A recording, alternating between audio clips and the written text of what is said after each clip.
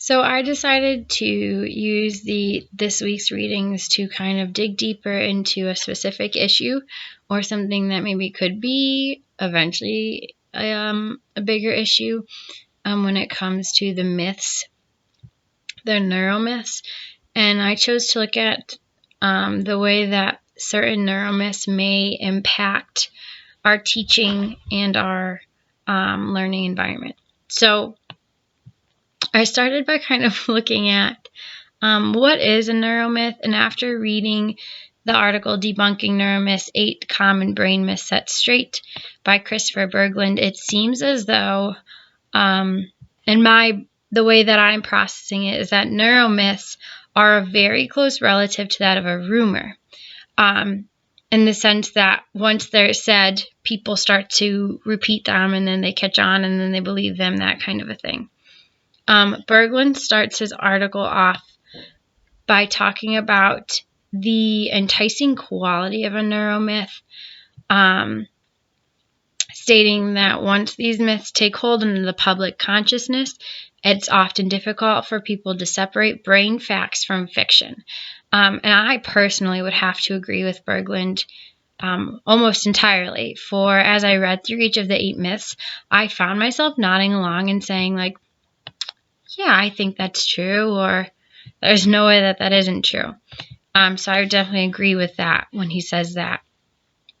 As I thought about what I read in regards to the myths and then paired it with the readings from this week about the things like perceptual learning and those articles, I couldn't help but wonder how much, like I said, of our education as teachers, like what we're learning and what we're told, has been influenced by a combination of these things, resulting in what I fear could potentially be a discriminatory environment, just due to the preconceived notions of how a brain functions, combined with the thoughts of how a child either can or cannot learn. I personally am really intrigued, or maybe concerned is the better word, but by this, after reading about how neuromyths are common, especially among those who have educated themselves by taking classes in neuroscience and researching it. So that part, the fact that like these people that are really into neuromyths still kind of believe some of them, is kind of scary. But maybe it's not a big deal. I don't know. But anyway, for example, if we look at the first example of the neuromyth that's provided by Berglund, it's provided by the study that was done by Kelly McDonald in Berglund's article. It says that some of us are left-brained and some of us are right-brained.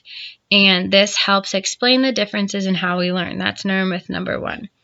And although this myth in particular seems to be, and ultimately probably is, fairly harmless, it could very easily impact the way that we as teachers view the way or the ways in which our students learn. So within my classroom at any given moment, I have anywhere from 3 to 12 students that all have IEPs.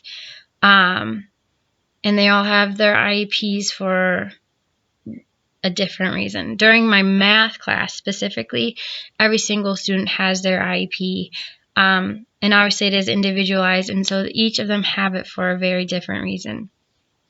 And yes, some of these students have variations of the same or similar learning disabilities, but none of them, no 2 students have the same classification, none of them have the same modification, accommodations, any of that things on their IEP. But if I were to come into my room one day and say, like, forget it, you guys are left-brained, you guys are right-brained, and then I've got you guys that are somewhere in the middle who sometimes are both,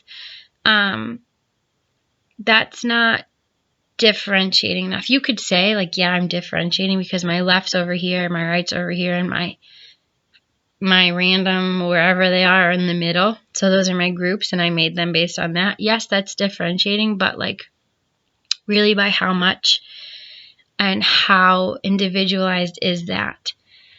And Another neuromyth that I can see as being like very dangerous, especially when taken at face value, is myth number 5, which says that mental capacity is hereditary and it cannot be changed by environment or experience, which that, just like that statement, is super powerful and kind of sad, because essentially you're saying like, nope, you don't really have a chance. What you're born with is what you're born with. Where you are is where you are. This myth is the one that I really do think scares me the most, which sounds kind of silly, but it's just one of those things, like all too often we hear others talking about children, or we ourselves honestly are guilty about talking about children in regards to their parents and in regards to their environment, saying things like, well, yeah, it makes sense. Do you know like who his or her mom is? Or, well, yeah, of course they're acting that way, or of course they're learning or not learning that way or behaving that way because just look where they came from. Look who their brothers and sisters are. Stuff like that. And so we're not even giving that child a chance to, one, prove themselves to us, or we're not giving them the chance to learn or to understand that they know how to learn. And that just makes me really sad, because I do, and I can't say that I don't, but I do strongly believe that a child's environment does have a major impact on them. And that could be their physical environment, their emotional, mental, their family environment, whatever. It does have an impact on them. But I don't think it locks them into this box of what they can and cannot do. And I think it's really important that we make sure not to let something like this neuromyth cloud our judgment, because we need to understand that every child is capable of these things, and we just need to figure out how they learn best. So I really liked this particular project because it gave me the opportunity to look at maybe where some of my thoughts as an educator are coming from, and backtrack and kind of pick them apart and say like, well, this is coming from there, so maybe what can I do to change it, or what can I do moving forward, kind of a thing.